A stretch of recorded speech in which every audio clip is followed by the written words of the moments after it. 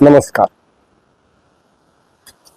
येणाऱ्या 3 दिवसामध्ये स्थानिक स्वराज्य संस्था मतदारसंघातून धाराशिव, बीड, लातूरचे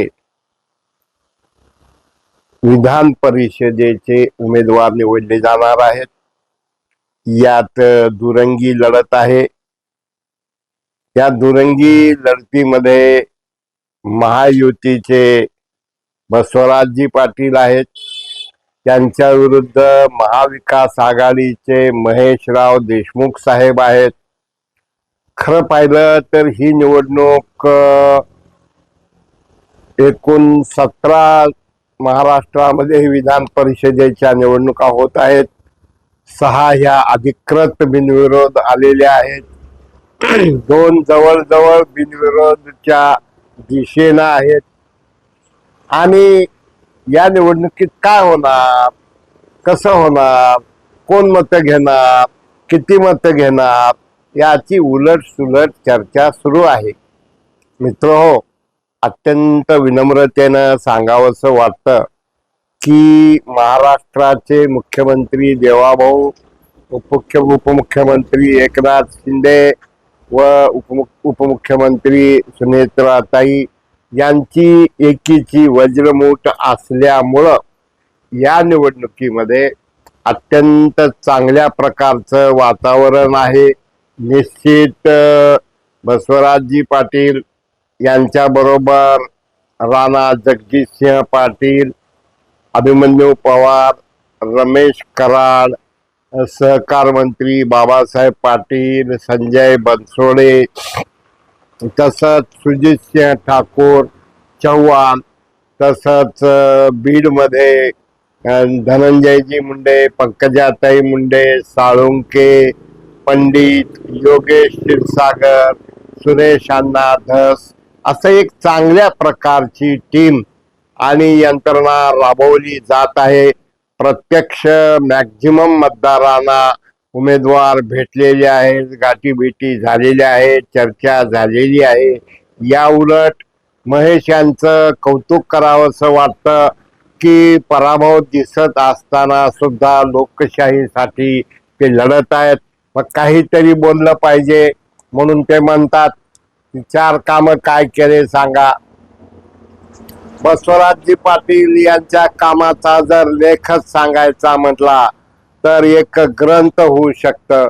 उमरग्याचे आमदार होते, औशाचे 2 टर्म आमदार होते, राज्यमंत्री होते.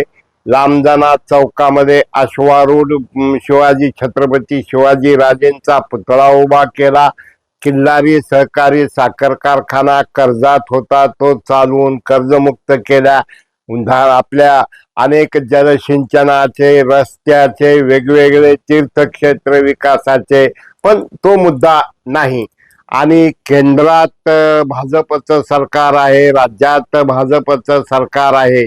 आणि अशा एकंदरीत परिस्थितीत हे मतदार म्हणजे सुज्ञ मतदार आहेत, ज्यांना 15-15, 20-20 हजार मतदारांनी मतदान केलेलं आहे.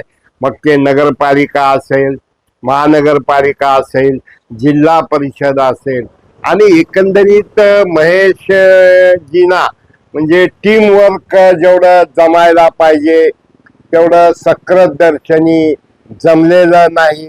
पण त्यांचा प्रयत्न मात्र अत्यंत कौतुकास्पद आहे. जायचं, पत्रकार परिषद घ्यायची आणि मग बुद्धिभेद, अफवा, बोलतापा, मला भाजपचे लोक फोन करत आहेत. पण आज आपण देशात पाहिलं की पश्चिम बंगालचे खासदार, आमदार सगळे चाललेले आहेत.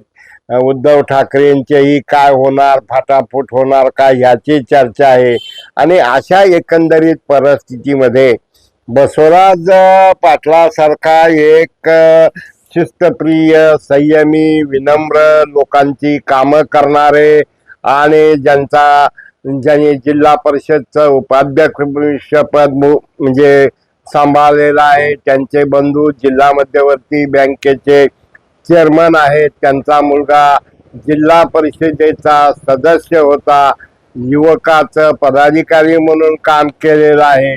आणि अशा एकंदरीत परिस्थितीमध्ये आजच्या घडीला आता 2 दिवस आहेत, रात्र वैर्याची आहे, अफवा पसरल्या जाऊ शकतात. फुटलं फुटलं फुटलं तिकडं फुटलं, फुटलं फुटलं फुटलं इकडं फुटलं, गडबड झाली तिकडं गडबड झाली.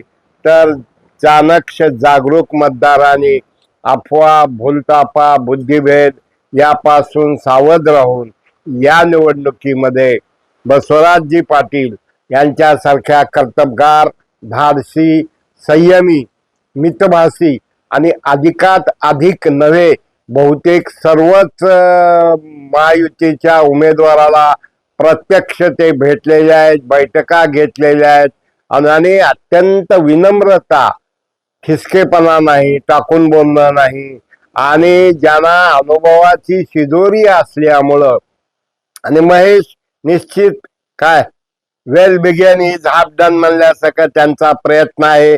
त्या प्रयत्नाचं करावं तेवढं कौतुक थोडं आहे. हम होंगे कामयाब असं त्यांना वाटत आहे, पण करणी आणि कथनीमध्ये खूप फरक असते. जागरूक मतदार हे आपलं मत वाया घालतील असं वाटत नाही. उलट महायुतीमध्येच एक जिन्सीपणा आहे. उलट महाविकास आघाडीमध्ये आता काही गावामध्ये आम्ही बघितलं की तुतारीचे माणसं होते, म्हणजे कशाला यांना मत द्यायचं, काय फायदा आहे महाविकास आघाडीला, शनीच कुठं विलीन करतेत का काय करतेत. आणि अशा एकंदरीत परिस्थितीमध्ये आजच्या परिस्थितीत तर आम्ही वेगवेगळ्या बैठका अटेंड केल्या, वेगवेगळे कार्यक्रम अटेंड केले, महेशरावजींचा विचारही ऐकले.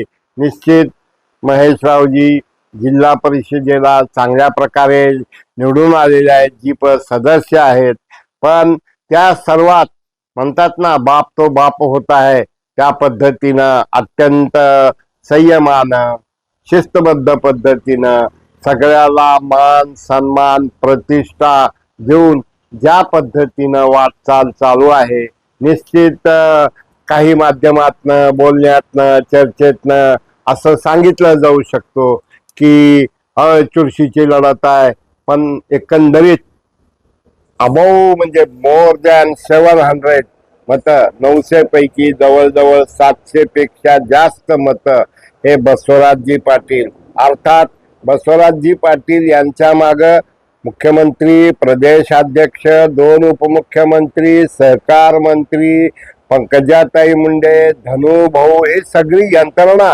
आणि प्रत्यक्षात त्यांचे मतदार हे त्यांनी निवडून आणलेले असल्यामुळं आज तरी म्हणजे कदाचित धाडसाचं वाटेल, पण सक्रत दर्शनी महायुतीची बाजू भक्कम आहे. बसवराज पाटील हे निश्चित गुलाल उधळणार आणि ही काळ्या दगड्यावरची पांढरी रेघ आहे. मित्र हो, कॉमेंट करा, शेअर करा, लाईक करा, सबस्क्राईब करा आणि अधिकात अधिक मतदानाचा हक्क बजावा.